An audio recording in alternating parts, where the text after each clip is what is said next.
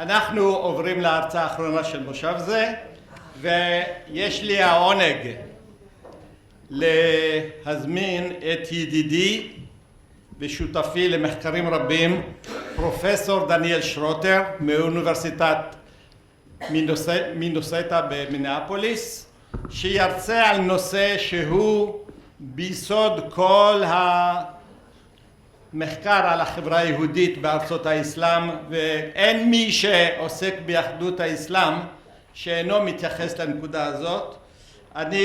הוא אמנם ירצה באנגלית, אבל הדבריו יהיו ברורים ויהיו שאלות, אם ישאלו שאלות, אם ישאיר זמן לשאלות, אז הוא יענה גם בעברית. הכותרת של ההרצאה שלו בעברית היא מעמד הדימי, תנאי הקיום של היהודים בארצות האסלאם, במחקר, בשיח הפוליטי ובתעמולה. תוכנית שלמה, אני מקווה שהוא יצטמצם לעיקר, כי על זה אפשר לדבר שעות לגבי שעות. פרופסור דניאל שרוטר הוא אחד מהאוטוריטות היום של חקר יהודי ספרד ויהודי צפון אפריקה, וגם במיוחד יהודי מרוקו. שני ספריו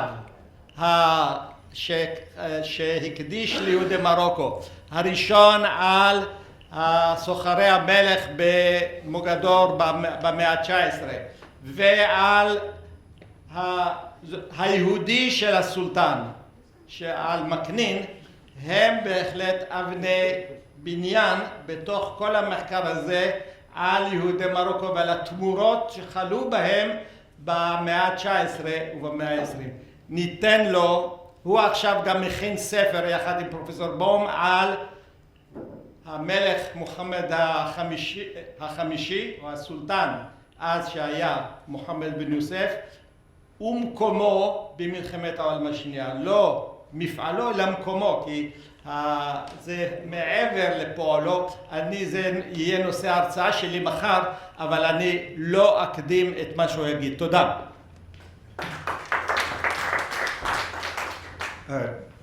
תודה רבה יוסי, וגם לאוניברסיטת חיפה להשתתף, ההזמנה להשתתף בכנס, וגם הזדמנות לברוח מהחורף של מינסוטה. ואני גם רוצה להגיד שיוסי ואני התחלנו שיתוף פעולה ב-1944.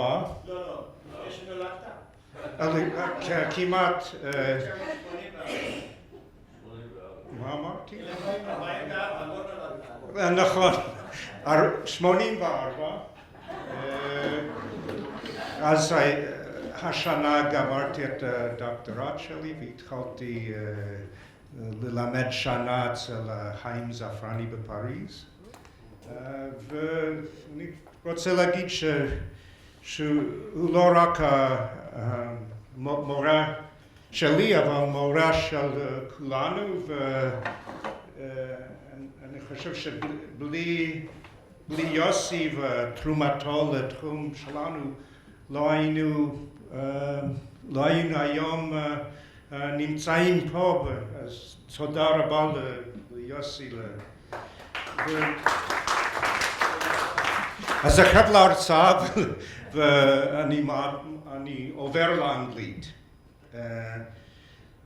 So I want to begin with an anecdote, a story I think that has important consequences for the historiography of the field which we study. In 1971, a short book called Arab Theologians on Jews in Israel was published anonymously under the pseudonym of D.F. Green. It contained excerpts from a 935-page volume, the translation of a 2-volume Arabic text, the proceedings of the 4th Conference of the Academy of Islamic Research held at Al-Azhar University in 1968. The booklet reproduced extracts from some of the most inflammatory essays in the proceedings that attacked Jews as enemies of Islam and humanity. The author of the booklet claimed that the extracts that were published were representative of the proceedings as a whole. One of the lengthier extracts, however, Nazarat ila al-Uqaba fil Islam, punishment in Islam, has nothing to do with the relationship of Islam to the Jews, nor does the full article in the original Arabic version, but it focuses instead on apostasy, retaliation, and appeasing the anger of the aggrieved party. Its inclusion in the pamphlet, it seems, was to depict Islam as a fanatical and extremist religion. The goal of the publication of the proceedings, as revealed in the introduction, and I quote, "The ideas expounded in this volume could lead to the urge to liquidate Israel, politicide, and the Jews, genocide. If the evil of the Jews is immutable and permanent, transcending time and circumstances, the impervious to hopes of reform, there's only one way to cleanse the world of them, by their complete annihilation." The book soon became an instrument of propaganda, the author pushing its dissemination with the Misrad HaChutz and with Israeli embassies around the world, the United Nations as well. Its publication came at a time when Israel was increasingly coming under harsh criticism in the West, and the PLO was gaining in political strength and sympathy. The discovery of the English language version of the proceedings, therefore, came for the author at an opportune time. Perusing the shelves of the library of St. Anthony's College of Oxford University, the author stumbled across the book. In his correspondence, he could hardly disguise his glee at finding such a juicy text that could be used to cast Arabs and Islam in a negative light. The Israeli Misrad HaChutz bought thousands of copies and disseminated the text, but much to the chagrin of the author, the government stopped promoting the text following Sadat's visit to Jerusalem, especially because the booklet contained some rather incriminating documents on Sadat and his regarding his relationship to Nazis during the war. The booklet had a major influence, I would argue, in shaping discourse about Muslims, and ever since its publication, it is frequently cited as evidence of Islamic anti-Semitism. The acts of the Al-Azhar Conference, an international meeting of ulama at Al-Azhar University, that met on this occasion to deliberate on the religious and theological meaning of the struggle with Israel and Zionism in the wake of, quote, the setback that had befallen the Arab nation and Islamic peoples, meaning, in other words, the 1967 war and the loss of Jerusalem, were hardly disseminated at all. Not unlike, of course, many acts of conferences and editions, various acts of conferences which often don't get wide distribution. And the editions of the original proceedings in either the Arabic or English versions are very rare. In fact, there's one copy of the Arabic version I was very surprised to find at the University of Minnesota's library. Of course, this compares to the very wide distribution of the extracts, the Arab theologians on Jews in Israel. The fact that the actual acts of the conference had very low circulation was perhaps unknown to Bernard Lewis, Zichrono Livracha, whose claim that the proceedings of the Azhar Conference were widely disseminated in the Muslim world, its anti-Semitic accusations, he states, and this is in his Semites and Anti-Semites, and I quote, have spread from conferences to school books, from the Arab lands to the whole Islamic world, as far away as Malaysia and Indonesia and the Muslim peoples of tropical Africa. Lewis was perhaps taking some literary license in the statement. But what is clear, however, is that it was the pamphlet rather than the original acts of the Congress at Al-Azhar that had spread far and wide throughout the Western world. There were editions in English, French, and German in the 1970s, over 70,000 copies, at least as the author claims. Muslims in the post-1967 era, however, hardly needed the inspiration of an obscure and voluminous volume of acts to influence their thinking about Jews. Antipathy towards Jews had grown progressively since the 1930s as the Zionist-Arab conflict intensified, and linking Jews as the enemies of Islam, together with the dissemination of anti-Semitic ideas of European origins, is becoming more commonplace, especially following the 1967 war. What was new, however, was the publication of the book. The publication of the booklet was part of a campaign that sought to cast Muslims as a whole in the most negative possible light in defense of the beleaguered state of Israel. And what I will argue, the publication of the booklet anticipated the successful promotion of the idea of the Dhimmi, being the existential position of Jews in Muslim lands, beginning in the 1980s. Before this time, the term Dhimmi was hardly known or used in public discourse, either in Israel or Western countries.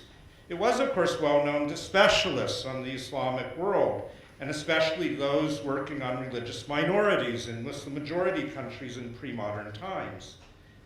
It was also becoming better known to students who began to study the history of the Jews of Arab and Muslim countries, thanks to the invaluable history and source book of Norman Stillman, The Jews of Arab Lands, published in 1979. As Stillman elucidates and documents in his sources, the term Dhimmi, literally a protected person, and forgive me, I'm sure many of you are familiar with this, but I'll just briefly mention what its meaning is. The term then refers to the juridical status of dhimma, a contract of protection granted in Islamic law to non-Muslim people of the book, a formal and theoretical guarantee of the security to practice their faith in exchange for the recognition of their subordinate status and a set of legal disabilities designed to show their inferiority to Muslims. The template for the legal position of the Dhimmi in the Islamic State was, as any student of religious minorities of the Muslim world knows, the Pact of Omar. In the earlier historiography of specialists on the Islamic world, many scholars saw the Dhimma contract as important for enabling Jews and Christians to exist in relative security and in most circumstances allowing them to thrive despite their inferior legal status. The legal position of Jews, with only slight variation between the major Islamic schools of jurisprudence, was consistent throughout the Muslim world, and scholars traditionally compared the relative tolerance of Islam towards the Jews in contrast to the fate of Jews in Christendom. In other words, it is the protective aspect of Dhimmi status rather than the legal disabilities and discrimination that were emphasized in much of the scholarship, or at least much of the older scholarship. For earlier generations of scholars who specialized in the pre-modern Islamic world, the legal status of Jews as dhimmis was important, but not the only nor the most important source of Muslim-Jewish relations.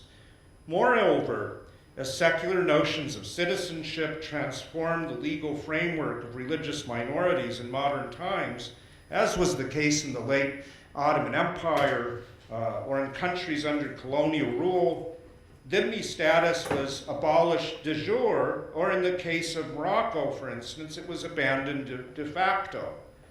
One might argue that as a fundamental belief in Islamic law, the concept, even if the specific legal disabilities associated to it had been abandoned, the concept perhaps had endured.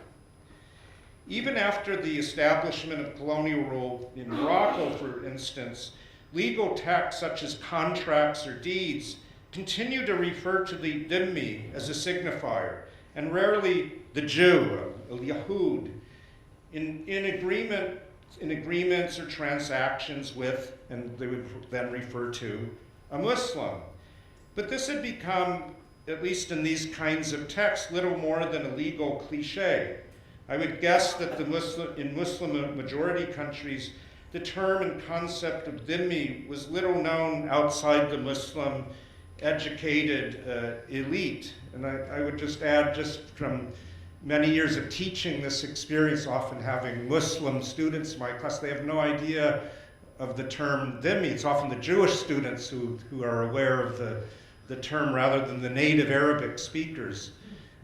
Something maybe to think about. So what put dhimmi on the map as the existential condition of Jews in Islam, both in public discourse and I would argue also in scholarship, was the publication of Le Dhimmi, Profil de l'opprimé, in short, published in 1980. The book was soon translated into English and other languages, and it became the most cited book in circulation on the Jews of Islamic land, and I'm speaking especially in the public sector. The author of the book was the Egyptian-born Giselle Lichtman, née Orabi, better known as Bat Yaor, her nom de plume. So you may be wondering, why then I started the publication of D.F. Green's Arab Theologians on Jews in Israel, and who in fact was the author of the booklet. And so the plot thickens, or at least in the sequence in which I am narrating the story.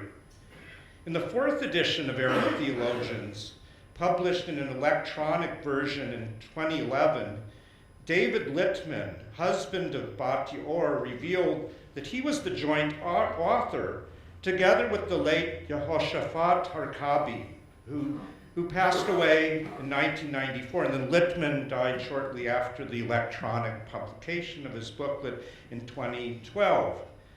Littman writes in his new preface that he had met Harkabi in Tel Aviv a few months before the first publication of the booklet, the latter telling him about the Arab edition. It was Bernard Lewis who encouraged him to publish the extracts in less than 100 pages with a brief introduction. Lewis, if Littman's memory served him correctly, may have sensed the propaganda value of such a publication, especially if the size was limited to, in the words of Littman, the juiciest parts of the proceedings. Harkabi, according to Littman, preferred the title Muslim rather than Arab Theologians. Littman, rather than Harkabi, preferred the title Muslim Theologians. But Harkabi, quote, preferred not to ruffle religious feathers, according to Littman. In some ways, the Littman-Harkabi collaboration is surprising and might be attributed to their close personal ties of friendship, family visits between Switzerland and Israel. Littman was an independent, wealthy Englishman who lived in Switzerland. Harkabi is the author of the first major study of Arab attitudes towards Israel and analyzes in depth anti-Semitism in the Arab world. Amdata Aravim b'Sichsuch Yisrael Arav, first published in Hebrew in 1968. Harkabi saw Arab anti-Semitism as a modern phenomenon linked to the Arab-Israeli conflict, the result of a national rather than a religious conflict. He also cautions us not to assume the views expressed in these writings were known on a popular level. For Harkabi, then, the Arab attitudes and hostility to the Jews was in its core a national conflict, not a religious one. This implied, you might say more optimistically, that if the national conflict could be resolved, then the negative, even anti-Semitic views of Muslims would no longer have a rationale. If, however, the conflict was at its very core religious, and the attitudes of Jews were unchanging and embedded in the very origins of Islam, Then, as Lippmann believed, there could be no real accommodation or resolution to the conflict. Israel's only defense is alerting the Western world to the dangers that lurk in the Arabo-Islamic world. The introduction to the booklet does seem to be more the words of Lippmann than Harkabi, at least in my estimation. On the other hand, Harkabi's research proceeded and followed in the immediate aftermath of the Six-Day War, a period when greater optimism prevailed. It was also written before what I might call the Islamic turn of the 1970s, when the seemingly illusory hopes of Pan-Arabism were giving way to political Islam. Arab Theologians and the Jews was published and disseminated by the Centre d'Information et de Documentation sur le Moyen-Orient, an organization founded in 1970 by David Lippmann and Batya Or. In the 1970s, the organization became a platform for the dissemination of their ideas about Islam and the Jews based on the selective reproduction of documents intended to expose the intolerance of Islam and the oppression of Jews in the Islamic world. The publication in 1980 of the Le Dhimmi and its subsequent translation and publication in English, Hebrew, German, and Russian marks the culmination of these efforts.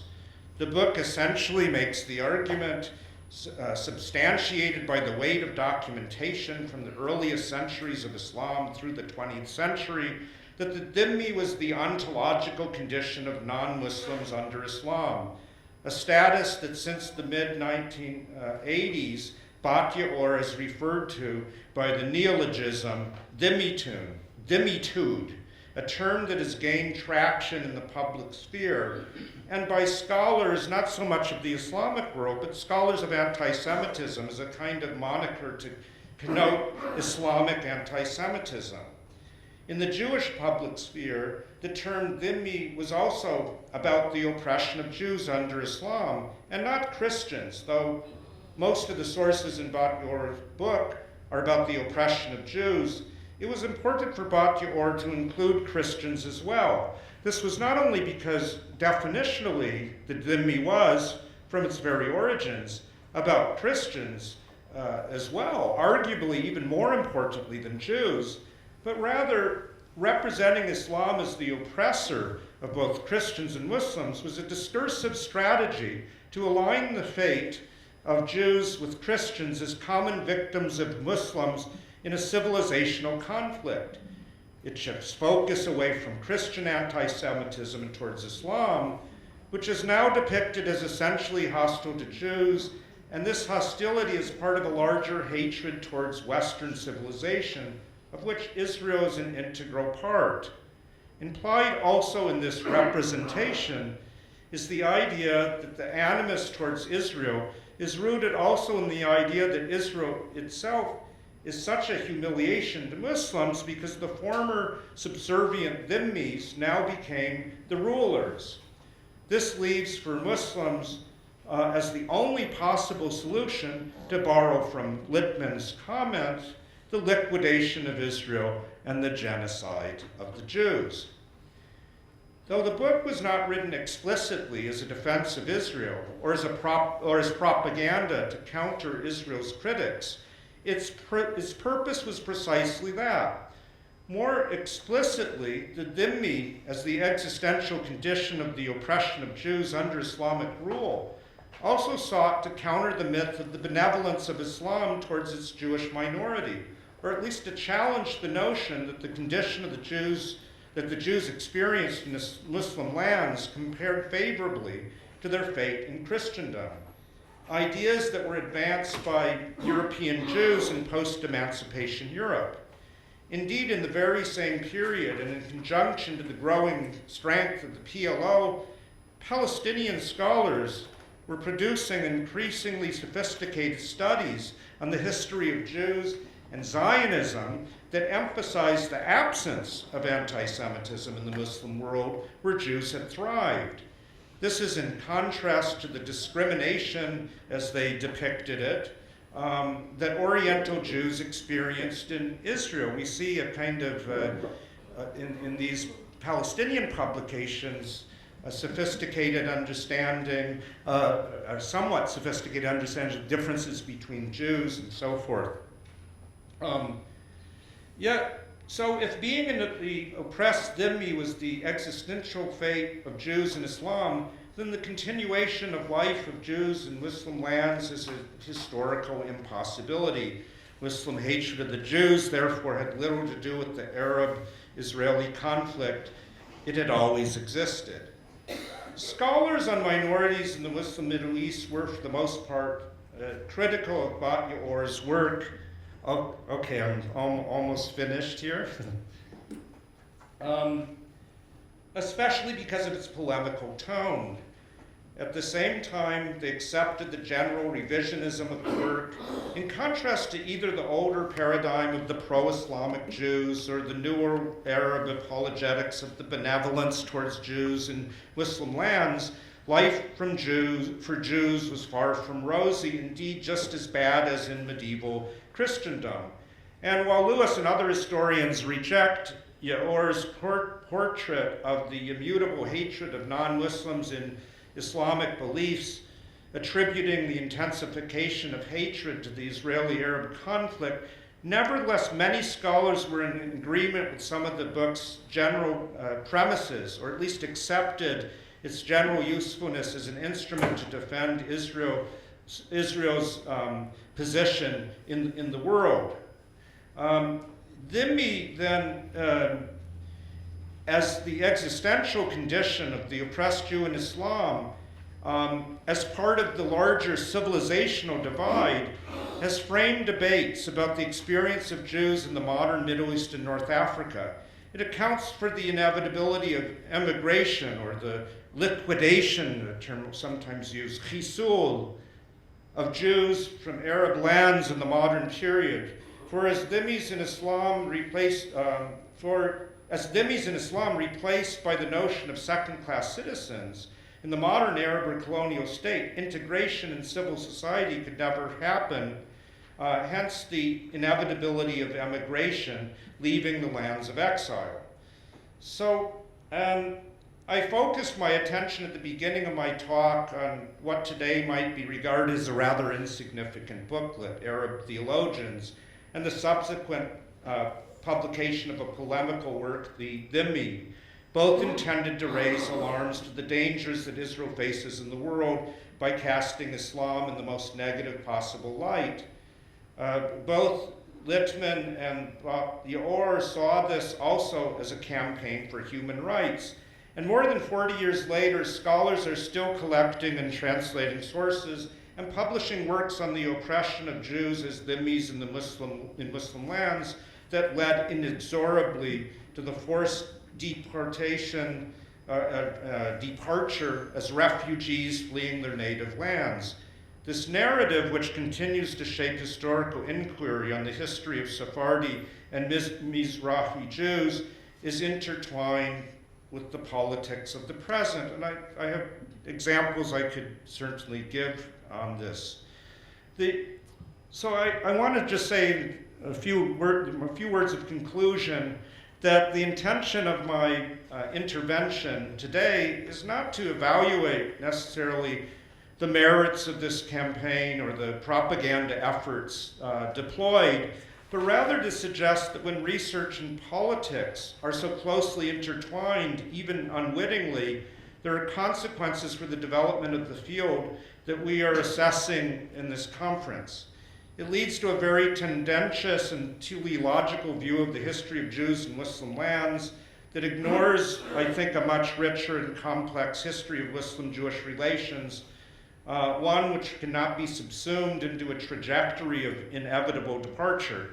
And of course, I think that the story of David Littman and Bat Yaor's campaign, which began nearly 50 years ago, is therefore a cautionary tale that brings our attention to the costs of blurring the distinction between scholarship and political advocacy of scholars who are complicitous in using their academic knowledge and credentials for political ends.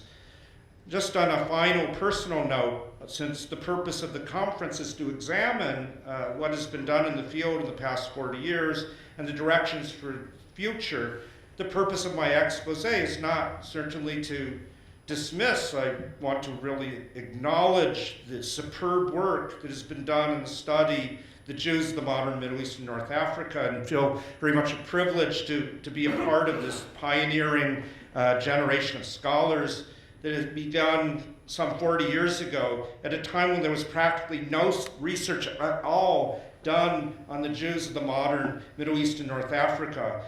And our understanding of this period has been immeasurably helped by scholars from many disciplinary perspectives, some of whom are present in the room today and who we already heard lecture. But what I still think, and I mean this also as perhaps some self-criticism of my own work, that we are still haunted by the notion of the Dhimmi as the existential condition of the oppressed Jews that continues to shape scholarship to this day. תודה רבה. תודה רבה על ההרצאה המאלפת. אנחנו נעבור ל5 דקות של שאלות ותשובות, אבל לפרופסור מיכאל סודרי הייתה שאלה לפרופסור בילו. אתה עדיין זוכר את השאלה? כן, בטח. בבקשה.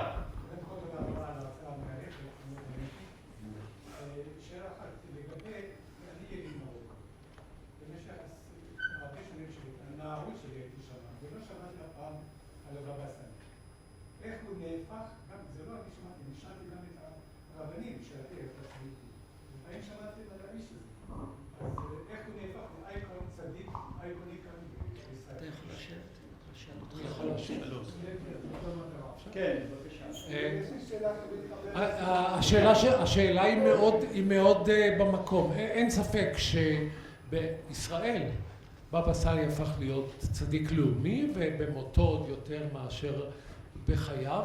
אני אומר באמת במשפט אחד, כי אני חס על זמן, משפחת אבוחצירא בצורה באמת מרשימה ביותר ידעה לתרגם למציאות הישראלית הון תרבותי מסוים שהיה לה להון פוליטי, ולכן אתה תמצא את אגפיה של המשפחה בכל המקומות בישראל. אז באמת צמיחה מקומית שמדינת הלאום המודרנית של ישראל בהחלט אפשרה מסיבות שונות שלא ניכנס אליהם, אבל עובדתית אתה מאוד צודק, התהילה היא יותר פה מאשר שם. תודה רבה. עוד שאלות? כן, בבקשה. This is relating to Professor Schroeter's Okay.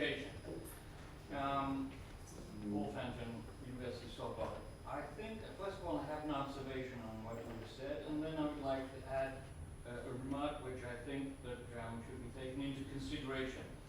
First of all, the many countless European travelers to Europe, to North Africa and particularly to Morocco, before the modern period, can we say that they had a political agenda when they described in minute details the Dhimmi condition of Jews living in Morocco? I don't think so. Perhaps in the immediate pre-colonial period, there was this idea that the Europeans would move into Morocco and save Jews from persecution. The question. Okay, that is a question. That is a question. Do you think that they had a political agenda or not? That's okay. The question every month. That I think that in future research connected with the subject, not only Muslims in Muslim and Arab countries should be taken into consideration. As a resident of France and in the broader context of Europe, we are suffering at this point as Dhimmis in a foreign country, i.e. in France, because of the rise in Muslim anti-Semitism. So the Dhimmi is not only in an Arab context, in Muslim lands, but also in Europe. Long question, short answer. My short answer is my short answer is the various European sources of course are descriptive and need to be taken into account, and some may have more political agendas than others, but that wasn't really the point of my discussion. They usually didn't talk about dhimmis as such, so we're sort of retroactively putting on these travelers a certain kind of definition, which I think really isn't, that sort of I think, somewhat distorts the picture of what the meaning of dhimmi was and how it was applied, and of course how then it's used in scholarship today, which I think has misled scholars in different ways to think about the relationship between Muslims and Jews throughout history. That's in short my answer to your תודה. כן. question. כן. Professor Schroeter, your thesis, okay, I will not argue much with it, but there is a lot to argue with it. Your thesis, and I used also the books of Whitman, of Batior, in my courses in the States and here and so forth. I also have reservation, but not to the extent that you portray it. What does it tell you that Jews were aware of the term dhimmi, but not the Muslims? Number two, from national conflict, it has degenerated, if we look at Jerusalem, to a much more religious conflict. Lastly, I have been involved in interfaith dialogue for more than 12 years. Every time that we expected an imam to show up, okay, for some reason they could not show up. Maybe one or two. One of them comes to mind was Sakota from Egypt. He was, I would say, loyal to Dhimmi. בבקשה. I'm not sure what the question was there, but yeah, I mean, I think that what you're revealing is part of my argument, which is there's the contemporary situation. In fact, I would say both of your comments really shapes a lot of discussion. And really, I mean, the point that I'm making is not so much to question how today things are perceived, and discourses about Jews and Muslims. It rather is to think about how we might reconsider writing history of this period without feeling necessarily the trap of subsuming everything into a question of dhimmi or dhimmitude. And therefore, I think that some of the works of Batior and others who cite them and follow in their path have somewhat, in some ways, distorted the historical record and then failed to ask important questions historically that I think need investigation. So, I mean, in short, it's a much longer conversation for a complicated question. I thank you for it, but I think in shortness of time, hopefully some of these issues will come up more in the round tables. אוקיי. שאלה אחרונה, בבקשה. A question and a remark to Professor Schroeter. Thank you for the inspiring presentation. I understand that only from the 1980 the term dhimma became popular, and before it was either unknown or not, either unknown probably. And the question is, what about the terms of Omar, the Treaty of Umar? Was it also left behind? That's the question. And a remark, I think the term or the terminology of dhimma became popular not only in the academic discourse, but also in the masses. For instance, I saw a documentary movie about ISIS in Syria, in Raqqa, and there was a registrate clerk who said that Abu Bakr al-Baghdadi told him that they must have a treaty Your question. with the dhimma. Your question. Because the Christian population of Syria. Okay. So it's amazing how this term became popular not only on the academic discourse, but also the question is, what about the dhimma and the Treaty of Umar? Was it neglected till death, until the 70s, or well treated? Short. No. Yes or no? Yes, it was very well treated by scholars, before that period. For Norman Stillman. Before Norman Still did a lot, I think, to explain and present it in the public. in a way that it had not been done before, but you found it certainly among Islamic scholars or the Encyclopedia of Islam and so forth, and certainly among Muslim scholars and Muslim jurisprudence and so forth. It was much discussed in different sources. So. תודה רבה.